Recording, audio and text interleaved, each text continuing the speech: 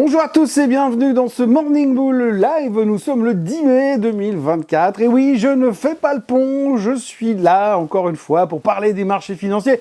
Il se passe plein de choses, c'est fabuleux, c'est hyper intéressant. Alors je déconne, on est un peu revenu en mode ce qui s'est passé il y a quelques semaines en arrière, enfin quelques mois en arrière même j'ai envie de dire, puisqu'on est reparti dans la thématique de oui, les taux, ils vont baisser, ça va être formidable, parce qu'il y a de plus en plus de signes comme quoi l'économie, elle ralentit, l'emploi, il va pas bien.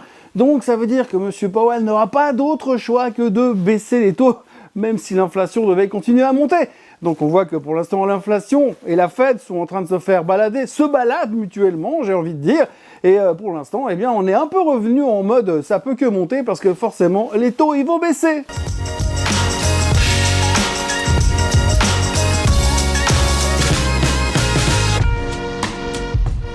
Alors aujourd'hui, c'est beaucoup de la psychologie de marché, bien sûr, de l'interprétation de chiffres économiques pour essayer d'en tirer quelque chose. Alors si vous lisez les nouvelles dans les journaux ce matin, eh bien vous verrez que la plupart des journaux sont hyper positifs. Pourquoi? Les marchés d'ailleurs étaient positifs un peu partout en Europe. L'Europe est quasiment de nouveau au plus haut de tous les temps. Les États-Unis s'en rapprochent dangereusement, j'ai envie de dire. Et puis alors pour le reste, eh bien ça rigole dans tous les sens de toute manière, parce qu'il n'y a rien qui peut nous arriver parce que les taux ils vont baisser. Alors oui, c'est de nouveau la thématique du moment. Alors petit retour en arrière, on s'est gouré sur le nombre de baisses des taux, on s'est gouré sur les taux qui avaient baissé en mars, et puis en mai, et puis en juin, et puis en septembre, et puis en décembre. On s'est arrêté il y a 10 jours sur une baisse des taux prévue, une seule en décembre, et puis la semaine dernière, avec les chiffres de l'emploi, les non-farm payrolls, plus le discours accommodant de M. Powell, eh bien, on est revenu à 2 baisses de taux. Première en septembre, vous êtes prêts? Première baisse des taux en septembre.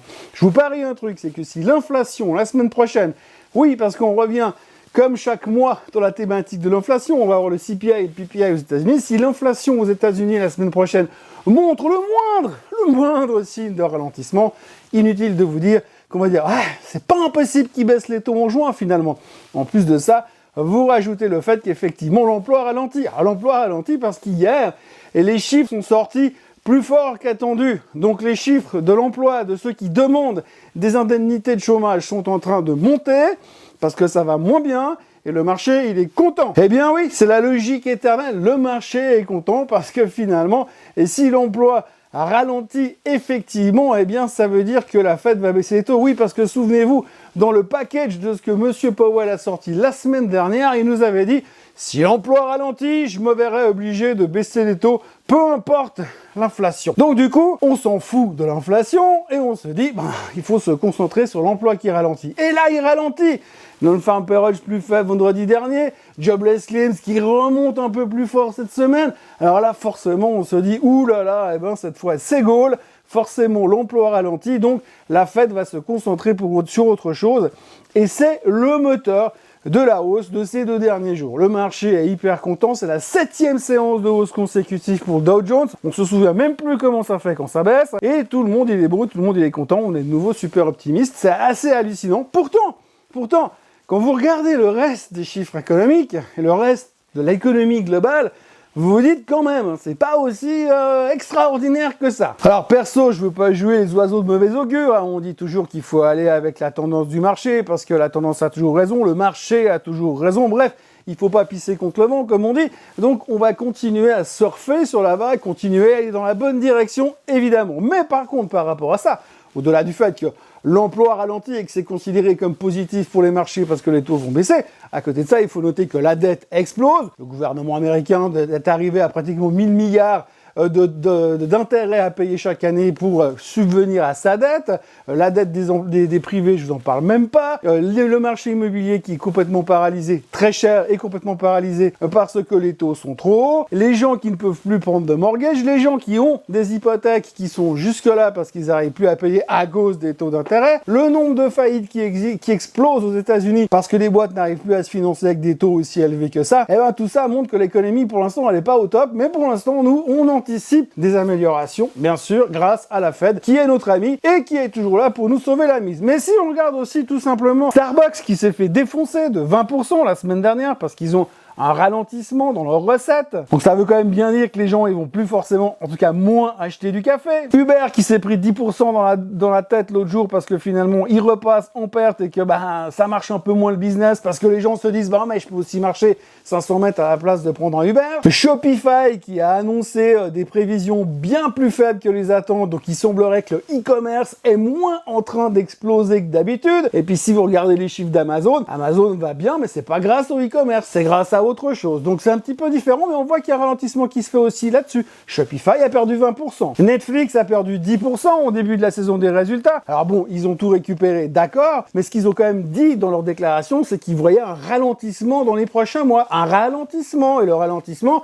il s'applique grosso modo à de plus en plus de grosses parties de l'économie. DoorDash, alors elle n'est pas remontée, elle s'est pris 15%, elle est restée au fond du bac parce que les gens consomment moins, les gars ils ont annoncé une perte, ça va moins bien qu'avant, et puis en plus forcément avec le Covid qui a disparu ou presque de nos vies, eh bien les gens ils vont dehors quand même pour manger parce que ça a quand même un tout petit peu plus sympa, autant dépenser de l'argent dans les restaurants plutôt que dans les boîtes en carton qu'on vous livre à la maison. Donc du coup là aussi, ralentissement du niveau du consommateur. CVS Pharmacie, 17% de baisse récemment, mauvais chiffre, ralentissement dans les recettes, les gens consomment moins, même des médicaments, les gens font attention à ce qu'ils achètent. On voit que le consommateur est en train de changer de comportement. Et si le consommateur il arrête de consommer aux États-Unis, c'est jamais une bonne nouvelle. Vous savez tous que le consommateur, c'est le moteur de l'économie américaine. Et si le consommateur commence à lâcher, ça va se compliquer. Et puis autrement, Etsy a perdu 11%, eBay a perdu 5%. Bref, on voit un ralentissement dans la consommation et même dans la consommation online. Forcément, ça motive un peu moins. Mais en même temps, le marché, lui, il est uniquement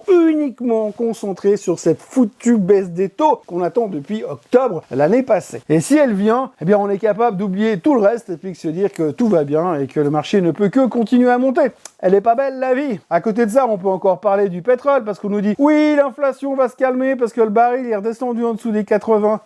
Oui, bien sûr, parce que vous avez vu quand le baril il passe de 89 à 80 et vous avez noté une différence à la pompe. Non, je ne pense pas. Par contre, à côté de ça, vous avez le gaz naturel qui est en train d'exploser. Vous avez le blé qui est au plus haut depuis le mois d'août de l'année dernière. Le cacao s'est calmé, mais quand même, il est encore en hausse de 300% par rapport à quelques mois en arrière. Le café est en hausse. Bref, tout ça pour vous dire que oui, effectivement, peut-être que Powell il va baisser les taux, mais visiblement, il n'y a pas que l'emploi qui est en train de ralentir et ça peut faire un tout petit peu peur. Alors encore une fois, ne peignons pas le diable sur la muraille, prenons ce qu'il y a, retournons au plus haut de tous les temps puisque tout semble aller pour le mieux dans le meilleur des mondes. Ce matin, l'Asie est en hausse, le Japon est en hausse, Hong Kong est en hausse, la Chine est légèrement en baisse parce que la Chine, alors les autres, ils bénéficient de l'effet, oui, les taux, ils vont baisser, c'est génial.